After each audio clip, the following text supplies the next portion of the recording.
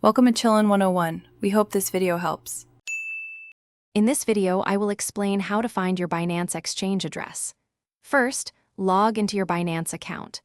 Once logged in, look for the Wallet option, usually found in the top navigation bar. Click on Fiat and Spot to view your asset overview.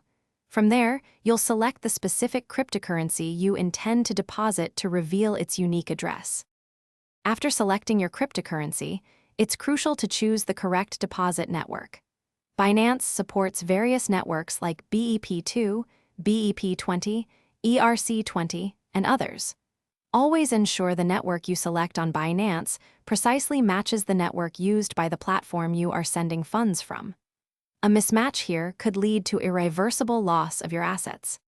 Once you've chosen the network, Binance will display your unique deposit address, and for some cryptocurrencies, a memo or tag. Carefully copy both of these.